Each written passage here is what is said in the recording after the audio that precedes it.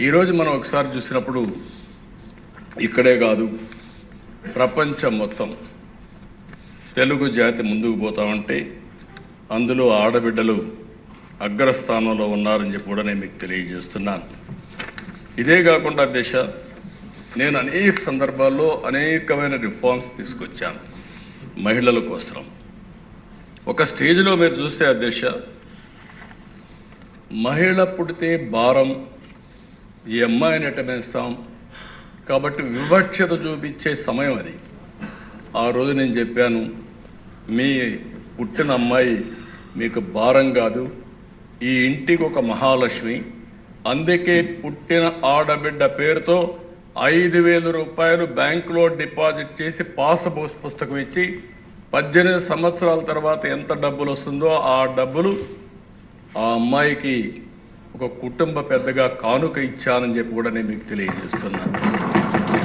ఇటీవల నేను హైదరాబాద్లో అపోలో హాస్పిటల్కి పోతే ఒక బెనిఫిషియరీ తీసుకొచ్చి మీరు ఇచ్చిన డబ్బుల వల్ల నేను చదువుకొని ఈ స్థాయికి వచ్చారని చెప్పే పరిస్థితికి వచ్చారు ఇంకో పక్కన మీరు ఒకసారి చూస్తే ఒక నమ్మకం, ఒక కాన్ఫిడెన్స్ కావాలి. మనందరం ఆలోచించేవాళ్ళం, అమ్మాయిలంటే సైకిల్ దొక్కలేరు, మగవారితో సమానంగా ముందుకు పోకూడదు, లేకపోతే ఎవరన్నా పేరెంట్సే తీసుకెళ్ళాలి, ఇలాంటివన్నీ ఉంటే నేను ఆ ధైర్యాన్ని వాళ్ళలో ఒక నమ్మకాన్ని ఇవ్వాలి. మగపిల్లలు ఆడపిల్లలు తేడా లేదు, అవసరమైతే ఆడపిల్లలే దూసుకుపోతారనే నమ్మకాన్ని ఇవ్వడానికి 8, 9, 10వ తరగతుల విద్యార్థులందరికీ, స్టూడెంట్స్కి అందరికీ, ఆడపిల్లలందరికీ సైకిళ్ళు కొనిచ్చాను సైకిళ్ళు కొనిస్తే తల్లిదండ్రులు చదువుకోవద్దన్నా మాకు సైకిల్ ఉంది మేము వెళతామని వచ్చి చదువుకున్న సందర్భం అలాంటి ధైర్యాన్ని ఇవ్వగలిగాం. ఇంకో పక్కన స్పీకర్గా కూడా ప్రతిభా భారతిని పెట్టాం. నేను పెట్టిన ఉద్దేశం కూడా ఆ రోజు ఇక్కడ కూర్చున్న వాళ్ళు అన్నప్పుడు ఒక మహిళా స్పీకర్ని చూస్తే గౌరవం పెరుగుతుంది, ఆడబిడ్డల్లో కూడా ఒక నమ్మకం వస్తుందనే ఉద్దేశంతో ఆ రోజు పెట్టాం.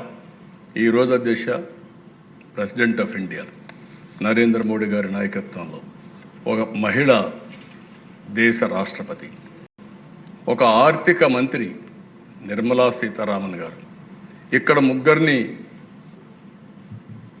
మంత్రులుగా పెట్టాం, 21 మంది ఎమ్మెల్యేలుగా ఉన్నారు. ఈరోజు 5%తో 8%తో ప్రారంభమైనటువంటి రాజకీయ రిజర్వేషన్లు స్థానిక సంస్థల్లో నేను 95లో 33% చేశాను. ఇది ఈరోజు 50% అయింది. దేశంలో మొన్నే బిల్లు పాస్ చేశారు, 33% రిజర్వేషన్లు. నెక్స్ట్ అసెంబ్లీకి వచ్చే లోపల డీలిమిటేషన్స్ అయిపోతే ఈ రిజర్వేషన్లు వస్తే 33% ఆడబిడ్డలు ఈ చట్టసభలో ఉంటారు. 70 మంది దగ్గర 75 మంది ఆ రిజర్వేషన్ల ప్రకారం 1/3 ఉంటారు. మంత్రులు కూడా 1/3 ఉంటారు. ఇది శుభ పరిణామం అని చెప్పి కూడా నేను మీకు తెలియజేస్తున్నాను.